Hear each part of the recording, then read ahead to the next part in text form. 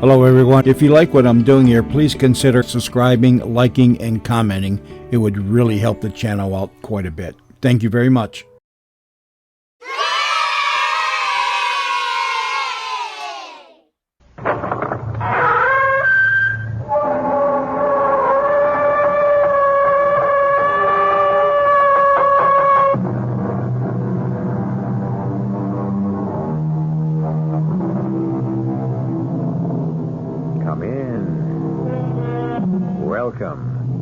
I'm E.G. Marshall. Hell has been described in gruesome, grisly, and garish detail by philosophers, poets, and painters.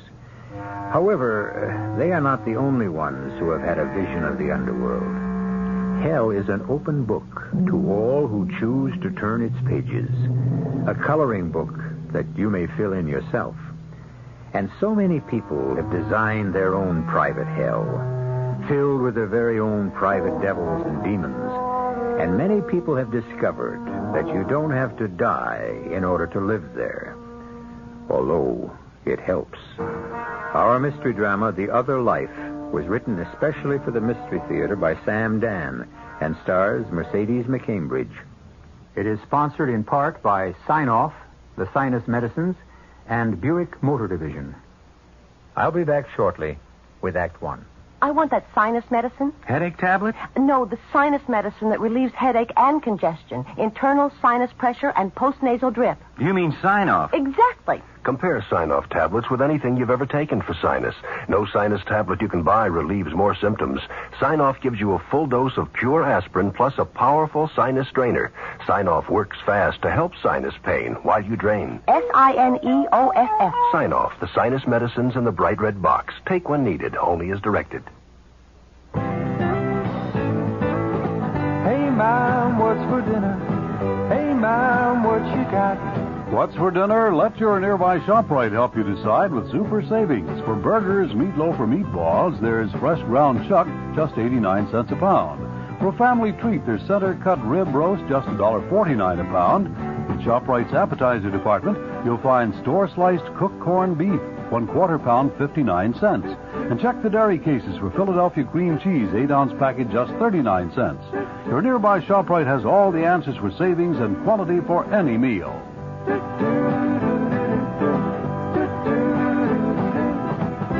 loves the family. She wants the best. She does all that she can do. She lets ShopRite do the rest. Hey, Ma, what's for dinner? ShopRite has the answer. Which high-potency vitamin do physicians and pharmacists recommend most? Theragran and Theragran M with minerals by Squibb.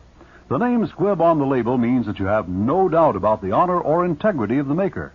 And right now you can take advantage of a great special offer. Buy 100 Theragran or Theragran M tablets at the regular price and get 30 extra tablets at no extra cost. 30 extra when you buy 100. That's a month's supply for one person, but the offer's limited. Get your Theragran by Squibb now. It's the brand physicians and pharmacists recommend most for mixed vitamin deficiencies. Available at Ward's Pharmacy, 132 Main Street, Bloomingdale, New Jersey. Waters Pharmacy, 499 Jackson Avenue, Jersey City, New Jersey. Plains Pharmacy, 558 Newark Pompton Turnpike, Pompton Plains, New Jersey. And don't forget to tune in to this weekend's Jets football game, sponsored in part by your local Squibb Theragran pharmacist.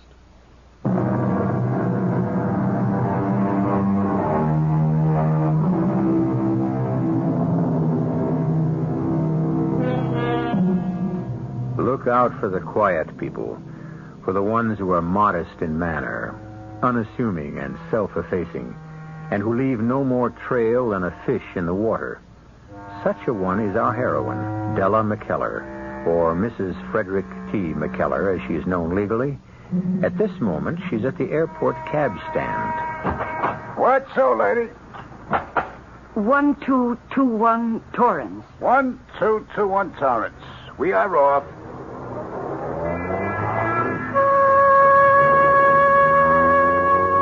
And where do you think I'm coming from? I see by your posted license your name is Bernard Weissman, number 32272642. Bernard, huh? I can also see by the tilt of your head that you're giving me the once-over in your rear-view mirror.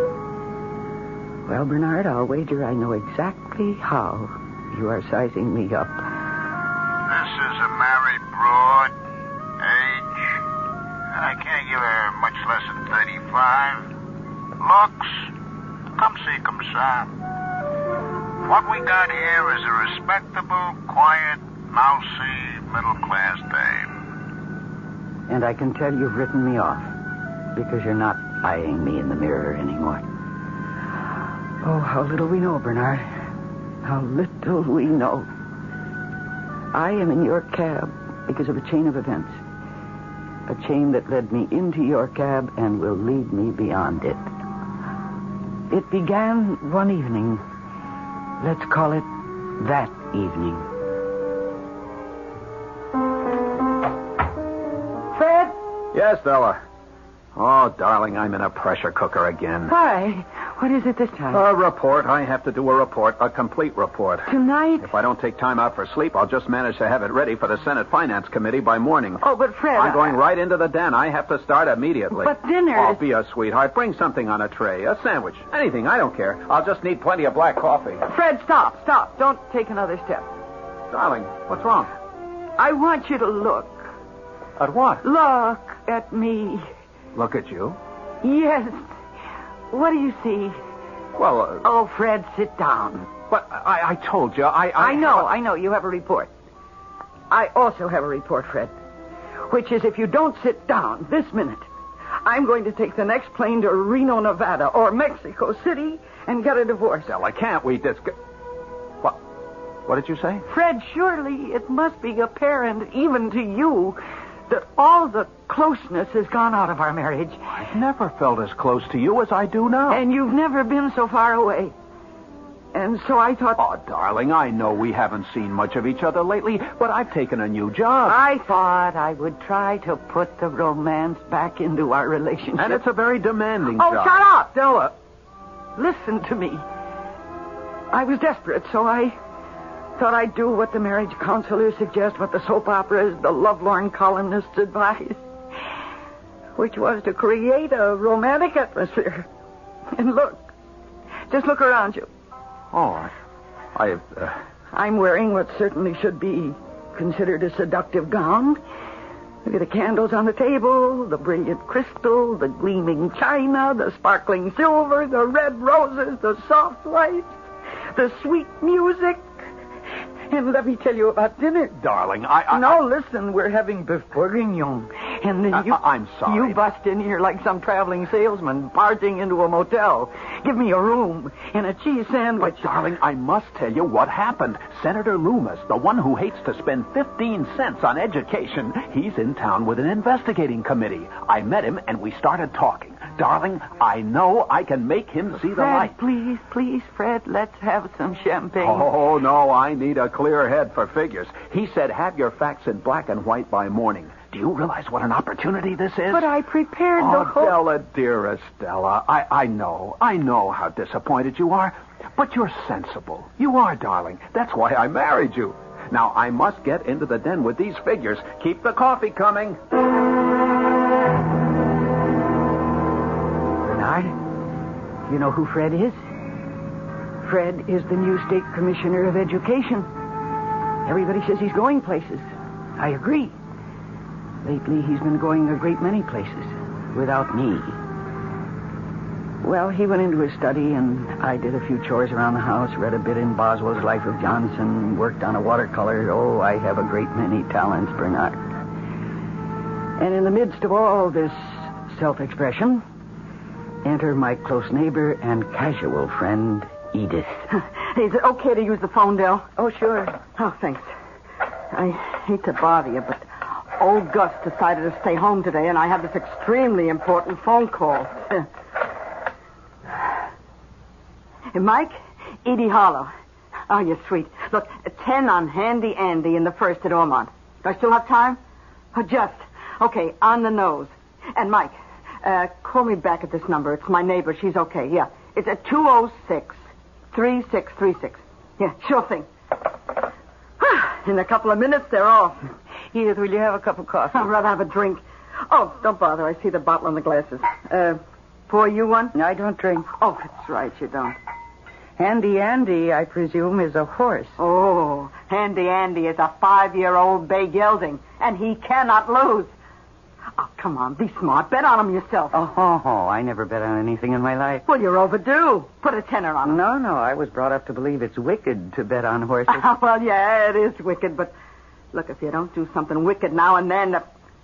Come on, take the plunge. I'll call Mike and put down a bet for you. Oh, hey, if that's Mike, my watch is slow. I was lucky to get down myself. Well, then it's too late for me. You mean you would have put down a bet? Look, I'll tell you what I'll do. I'll give you half of mine. $5. What do you say? Once I talk to Mike and find out, it'll be too late. Oh, come on, Del. What's $5? Live a little. Well, all right. Okay. Hello? Yeah. Okay. Well, let's go downtown and collect. Oh, I don't want to go rushing downtown just to collect $5. $5? He went off at 20 to 1. He brought home 200 for 10. You're entitled to half. You win 100.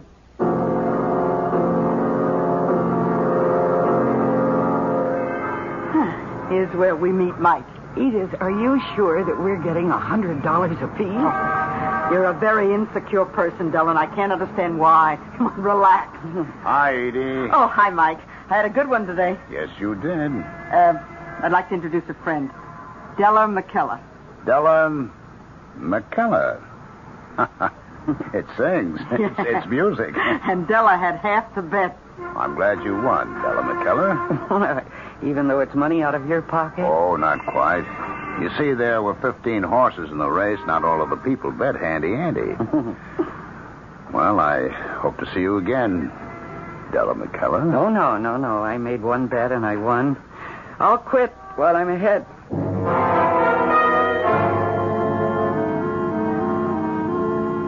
Famous last words, eh, Bernard? And I had every intention of quitting. But that night, Fred was late for dinner, and then he was very late. And finally, the phone rang. Honey, we have to leave for the state capitol right away. At this hour? I've got the senator eating out of my hand. He wants me to testify at the committee hearings first thing in the morning. But I thought we'd have that champagne tonight. Della, just let me get through this crisis. After which, there'll be another one.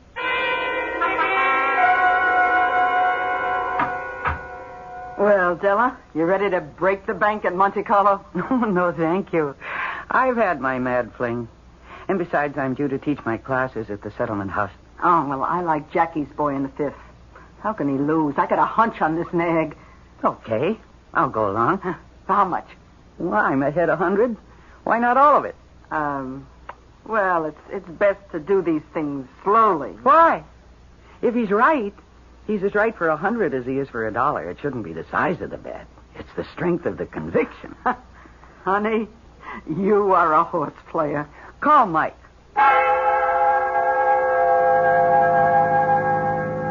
I didn't realize it at the time, Bernard, but I was hooked. Well, after my classes, I was having a sandwich and looking at the paper, the racing page, naturally. And I was beginning to have second thoughts about Jackie's boy. So I called Edith to get her to change the bet. But there was no answer. I didn't know Mike's phone number, but I did remember the corner where we met him. Hello, Della McKellar. Hello, Mike. I have to talk to you. I'll buy you lunch. No, this is business. We can't talk business on the street. You realize we're standing in front of Los Sordos, the best restaurant in town?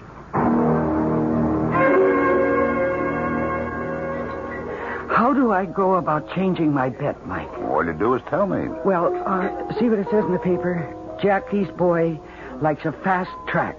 But if you look at the weather map for upstate, where Ormond Park is, it rained there all night. So that track must be mud by now. Now here is Sweet Reward. He loves mud. He finished in the money his last 3 times out. So I like him. Well, you got him. Did anybody ever tell you how lovely you look when you get all excited and breathless like that? Well, I wanted to straighten out that bet, Mike. Well, it's a good thing he goes off in 3 minutes. And no, don't leave. Why not? Tell me all about yourself. Why are you unhappy? Oh, who said I was unhappy? Well, you have to be unhappy to gamble. Why do you say that? Because real excitement and adventure are missing from your life. You have to buy it at the table or the track. Is that why you gamble, Mike? I don't gamble. To me, gambling's a commodity. I sell it to those who need it. Why do you need it? Who says I need it? Have dinner with me tonight and I'll explain it. Oh, listen, I'm a married woman. But are you a happily married woman? Oh, really? I have to go. Well, shouldn't we find out about sweet reward? Johnny, plug in a phone, please. Thank you. Della, if not tonight, why then, how about tomorrow? Oh, no, please. The day after? Hello? The 5th at Ormond Park? Uh-huh. Thanks. Your sweet reward came in at 3-1. 100 yesterday, 300 today. If I had your luck, I'd play the horses myself. Here's your money. Oh, thank you. Now, about dinner tonight. No, Mike, really, there's no point in your asking. Well, there's no point in your refusing. Della, I'm still upstate. This is a rough one.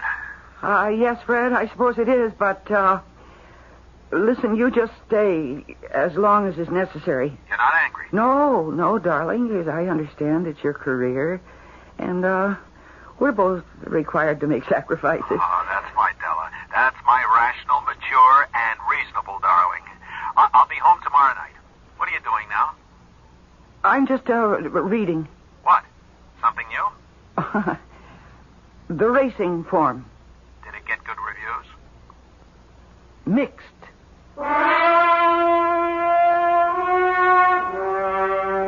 Mike Perry. Oh, Mike. Della McKellar. You change your mind. We will have dinner after all. Listen, Mike. Her name is Lady Marian in the first at Joyland. $400 to win. Aren't you living a little dangerously? Sure. And I love every minute of it.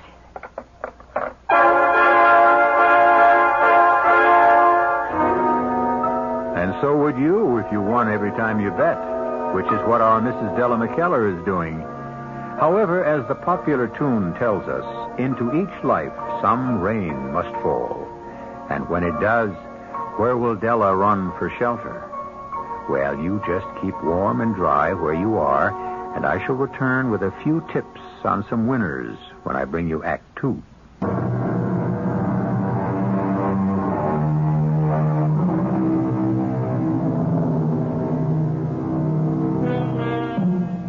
It should be obvious if a man has an attractive wife and he neglects her. She will, sooner or later, find something and someone to occupy her time and energy, which is what Della McKellar seems to have done. Not only is she having a fantastic run of luck with the horses, she also seems to be scoring with the bookmaker. Well, Bernard, the night before, I had put all my winnings, $400, on a filly named Lady Marian. And the following afternoon, I was leaving the settlement house, and at the curb was parked a brand new, long, black sports car. And at the wheel, the very good-looking, the smartly dressed Mike. He could very well become a problem. But I wasn't sure I really cared. Hop in. Oh, really, I shouldn't. I have news for you. You just won $2,000. 2,000. You put 400 on Lady Marian at 5-1. Oh, Mike, thanks. The proper way to thank me is to have dinner. Oh, no, I told you I'm a married woman. Well, I'm a married man, so it cancels out. Well? I have to go home, Mike. You're a slave to convention. Aren't we all? Oh, no. And that's one of the things I'm going to teach you. One day.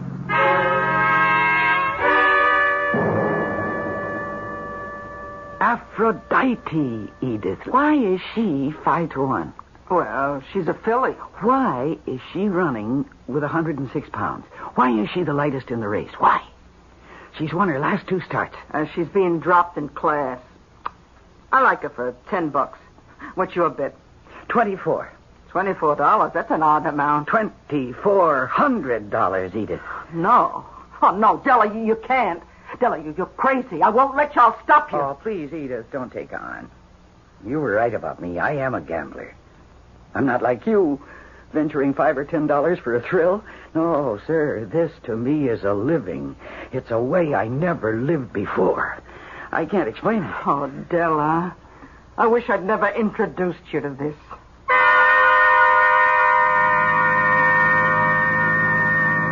Well, Bernard, that was 10 o'clock in the morning. And somehow I made the time pass in the settlement house, and it passed by quickly because a woman reporter came round to interview me. See, I was human interest, the wife of the dynamic new commissioner of education. Everybody knew that he was going places.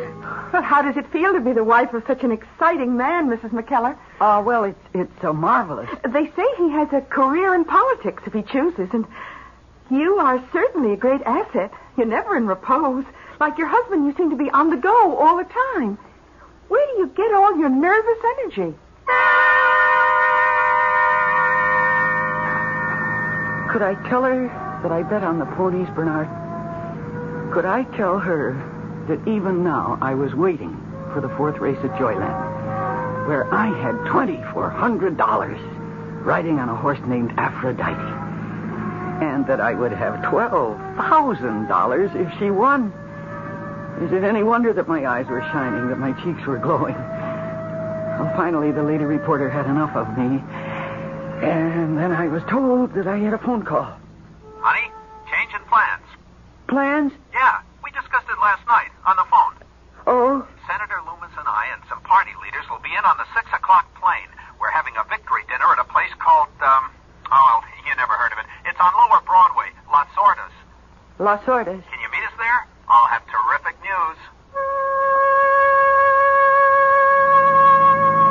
Well, Bernard, I kept eyeing the clock like a condemned prisoner in a cell. And finally, the hands read 3 o'clock.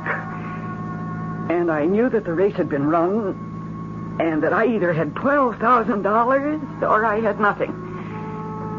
And I looked out the window. The sports car was there. I ran downstairs. He held open the door for me, and I got in, and I knew. I knew my Aphrodite had not risen from the phone. She came very close, Della. Going into the stretch, she slipped, lost stride, but she wouldn't quit. At the finish, she was coming on. If it were a mile and a quarter, she'd have won it. Mike, would you drop me off a block from the house? I owe you $2,400. I want to pay it. Well, you don't have to do it this minute. First, let me buy a drink. I don't drink. Why did you do it, Della? You can't keep letting it ride. You have to save some for a rainy day, you know. It's been raining for a long time, Mike. Well, come out of the wet then, Della. Away from the cold and the damp, I know a place where it's always bright and sunny. Is this the cheer-up service you extend to all your lady customers? Oh, it's a brand new service. I never tried it before. Do you know you were the absolute hit of the evening? Was I, Fred? You bet you were. And, Del, they want me to run for office. Darling, are you listening? Don't you have an office now? I mean elective office. You mean politics? I'm in politics now. That's what this is all about. I could do more for education if I were in the legislature. And from there...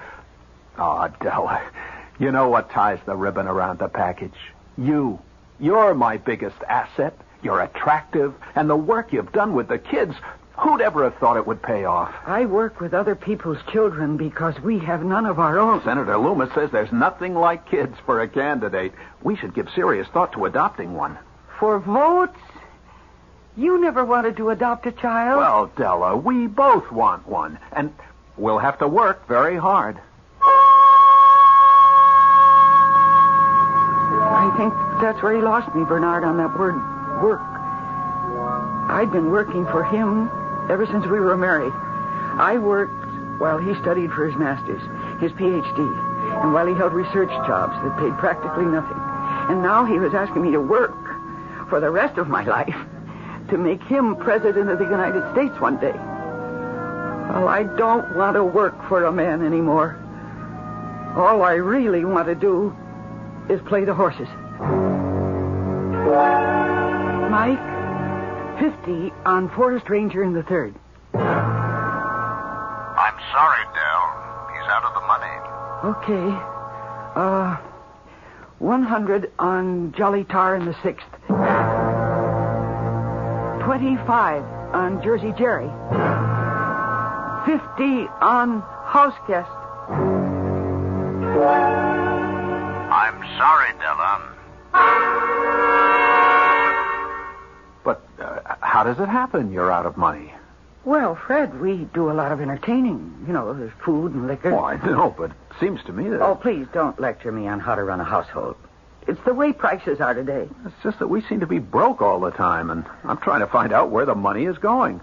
Well, all your guests and your political friends compliment you on our hospitality. Oh, I have to admit, you're doing a terrific job. Well, see, that's where the money's going. It just seems to me it's an awful lot of money. Oh, I'll get that. Hello? Della, bad news, I'm afraid. Country gentleman finished dead last. Anyone else you'd like? Oh, no. Another time. Who was that? Wrong number. Oh? Didn't sound like a wrong number. I said it was wrong number. I just drop it. Oh. I invited some ladies for tea this Saturday. One of them is a nut on antique silver. You know the tray Aunt Zoe got us for a wedding gift? The tray? Yeah, the solid silver tray. Use it to serve. Oh, we never use that. I mean, it's ugly. I described it to Mrs. Wheatley. She's dying to see it. Do I have to tell you what I did with that tray, Bernard? I used it to raise $500 to bet on a horse named Foolish Pride. Well, it was a foolish bet. But now I had to get it out of hock. I needed $500 quickly. How could I raise it? I'd already squeezed every possible dollar out of my household money. But then I saw my salvation. His name was Silver Knight. How could he lose, given these circumstances? Mike, what are the odds on Silver Knight in the fifth? Oh, he's the favorite. Just about even money. Okay. 500 to win.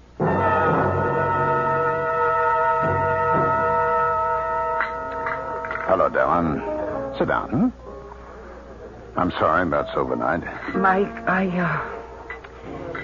I came down here to tell you, to tell you that I... That you don't have $500, huh? How did you know? Well, it had to come to this one day. Well, if you're so sympathetic, why did you take my bets? Oh, you'd only go to some other guy. And to him, you'd just be another customer. Oh? What am I to you? If only you would, you'd give in to your instincts and enjoy life. Which instincts? The urge to be free. Listen, Mike, could we talk business? Sure. Your credit is good. And it's unlimited. I don't want credit. I just want time to pay you back. Sure. But meanwhile, if you see something good in tomorrow's race, why, your credit is good. No. I can't ever go through that again. Never again. I've learned my lesson.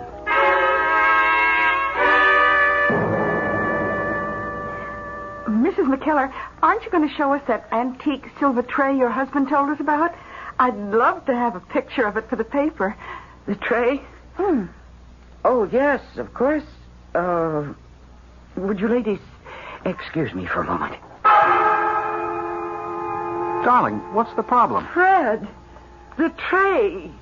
I can't find the tray. But don't you always keep it here in this closet? No, look for yourself. It's gone. But how could it be gone? Well, it must have been stolen. Stolen? Oh, Fred, I love that tray. It's been stolen, Fred, stolen. Oh, dearest, you must be calm. How can I be calm? That was the most cherished thing I had. But who could have... That Mrs. Soames, Fred. Mrs. Yes, Soames? that cleaning lady we had a few years ago. It must have been Mrs. Soames. I remember how she used to look at that tray. She stole it. But that's hardly proof. Oh, Fred, it's gone. It's gone. Oh, please, dear, please don't take on like that. It's not the end of the world.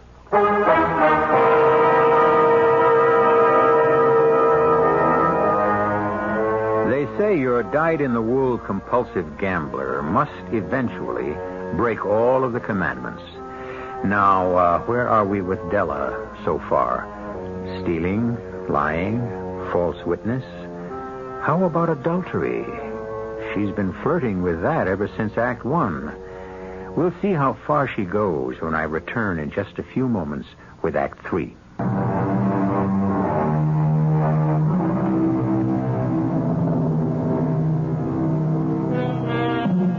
Dante talks about an inferno. Dante never met any horse players. They have a special inferno of their very own. It's a place of illusion, a strange land of delirious hopes that rest on quicksand, where winners and losers alike are haunted, driven creatures. Well, Bernard, I held out for a week. And then I proved I was a horse player to the very marrow of my bones. Because I came up with a system. And it was Fred, of all people, who inspired me. Do you realize you were the most intelligent person in the room? Not only did you know what Einstein's formula E=mc² means, you could actually explain it intelligently. It all has to do with timing. Timing? That's right. It's timing. Why didn't I see that before? It's timing. All other systems have to do with past performance. But the fact is, the longer an animal has to wait... An animal? The more nervous it becomes. Therefore... Therefore what? Honestly, Della, sometimes it's so hard to follow you. I notice you only bet the first and second races, Della. Yeah, that's my new system. You see, the longer a horse waits to run, the more nervous it becomes, huh? The more energy is drained away. It sounds crazy, but I have to admit it works.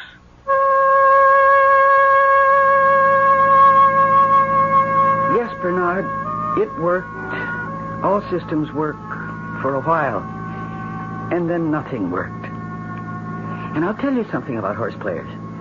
It's just as important to lose as it is to win. The ecstatic joy of winning is made possible only because there's that chilling fear of losing. It's all basic philosophy, Bernard. The balancing of life by opposites. Oh, but there were dreams. Terrible dreams. Is it true? You are an incurable horse player? Your credit is unlimited, Della. How could you do this to me? How could you do this to me? Is it true? You've been having an affair with a notorious gangster? How much money have you squandered? You sold Aunt Zoe's silver tray to bet on a horse? Follow your instincts. Be brave. Brave. Brave. Della? Huh? Della? Oh, yes, Fred. What is it? More coffee? Dear, sometimes it seems that you're in another world. Who?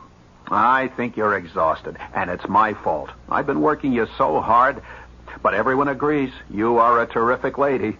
Oh, darling, could you go to the bank for me and cash a check? What? I won't have a chance, and it's $100, expense money for my trip tomorrow. I'd rather not. What? Della, what is it? Is something wrong? Oh, no, You really have to do this for me, darling. I'll need the cash. I tried, Bernard. I really and truly tried. But the horse's name was Centurion, which means leader of 100. How could he lose? I rang Edith's bell. We hadn't been seeing much of each other lately. Edith, do you know another bookie? I see. You're on the cuff with Mike and in so deep. I only asked you if you knew another bookie. Oh, get out of it, Della. He's sweet on you. He'll wait forever. Don't ruin it for yourself and Fred. Edith, do you know another bookie? I wouldn't be doing you a favor, Della. You weren't doing me a favor the first time either. A cigar store across town on Hawkins near 12th Road. Ask for Chuck.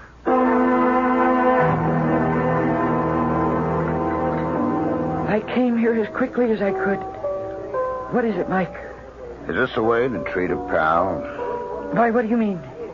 A friend of mine, you can call him a colleague, says he booked a cash bet for you. Well, I was so afraid to run up more credit, Mike. I told you, your credit's unlimited. How much do I owe you? You know it to the penny. I don't. $9,200. But I had 3 winners last week. That's subtracted from the total. I know. And I'll pay it back. You'll never pay me back. Yes, I will. How? You and Fred are living above your income now. Mike, I'm quitting, and I'll pay you back. You never have to pay me back, Dell. I don't want money from you. Well, what do you want? You?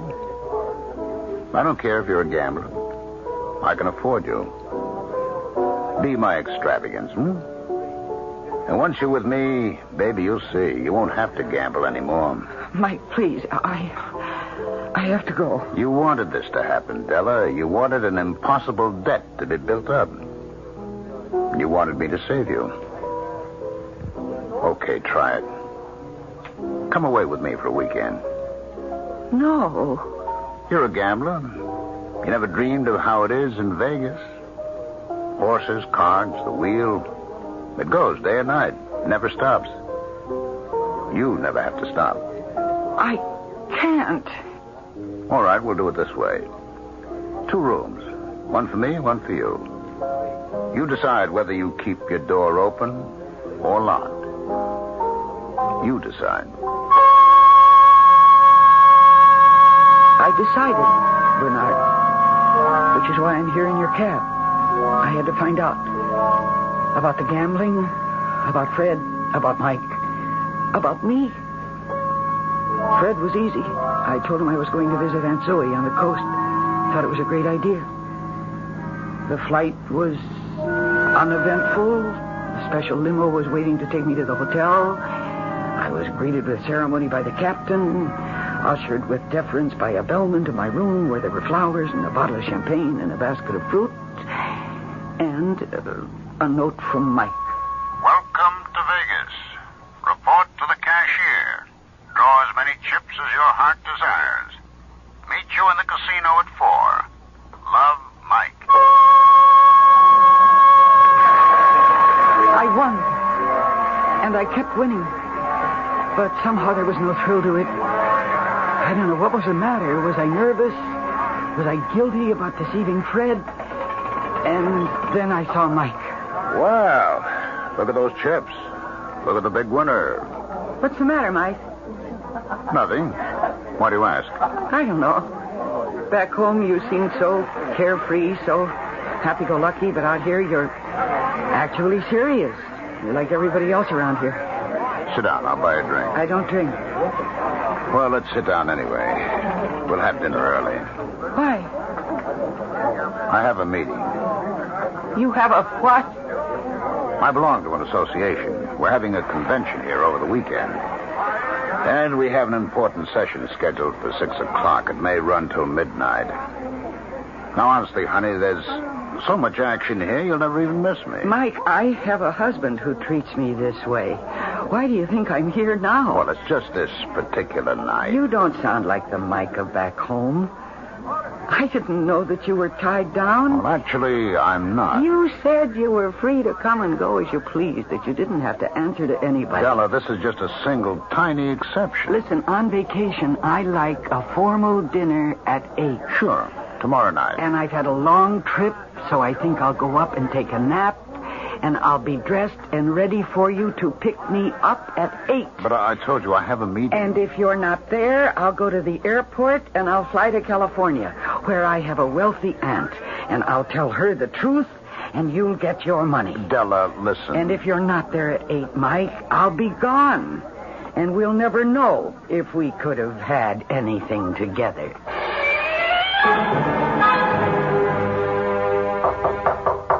Come in. Mike. Yes, Della, Mike. 8 o'clock exactly. I thought you had a meeting. I did. Do you care to talk about it? Well, it seems this is to be a weekend of decision for us both. I guess I have to make a decision, too. Mike, you look very handsome. I feel handsome. Yes? May we come in? You are in. Introduce us, Michael. Mrs. McKellar, may I present Mr. Carl Leon and his associate, Jean. How do you do, Mrs. McKellar? Michael, Joe tells me you cannot make the meeting. Yes, Carl, that's right. I can't. I see. But I need you there, Michael. Do you mind, Michael, if Mrs. McKellar and I talk in private for a few moments? Excuse me, please, Della.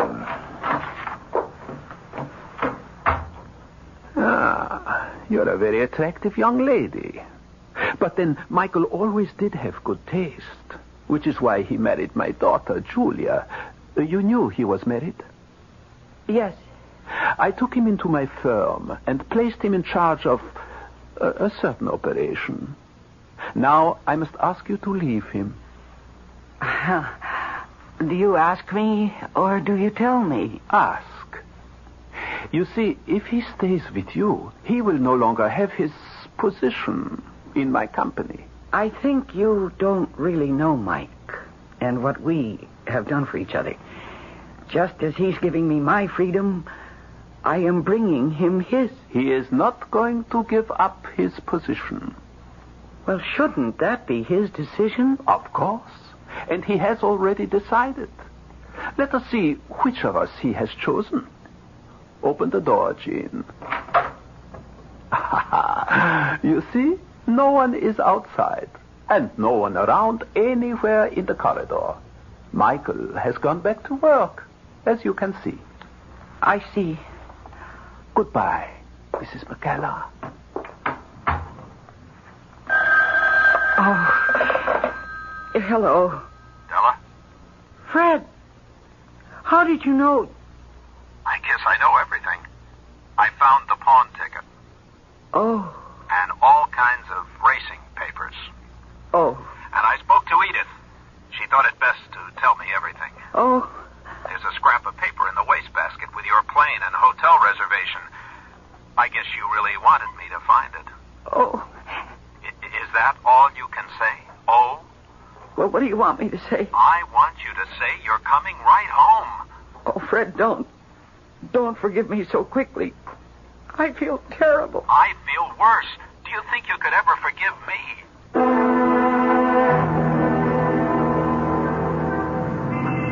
Here we are, lady. 1221 Torrance. Oh, so soon. It don't take more than 10 minutes on the freeway. It seemed like a lifetime. Well, here you are, Bernard, and keep the change. I can't tell you how much I enjoyed our chat. What chat? Dames.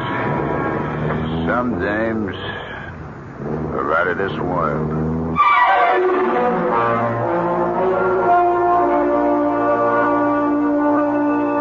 Yes, they certainly are. And so are so many of us. Out of this world. Della McKellar, prim, proper, perfect wife for a rising young politician. What's going to happen? Did Della and Fred learn their lesson? Or will they slide back into the old relationship? Do people really learn? Some do, some don't. I shall return shortly.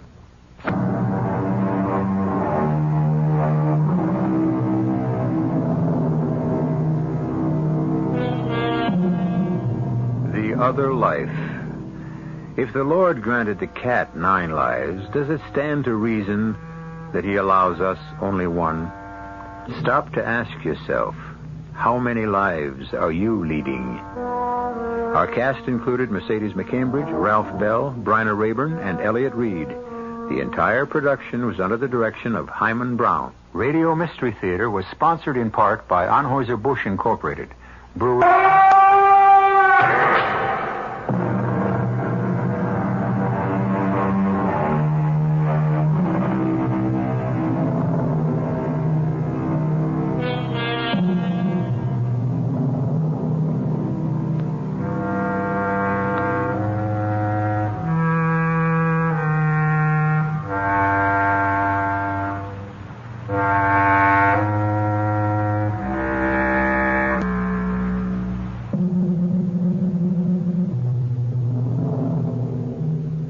Mystery Theater was brought to you in part by ShopRite Supermarkets, where you get a lot more for a little less.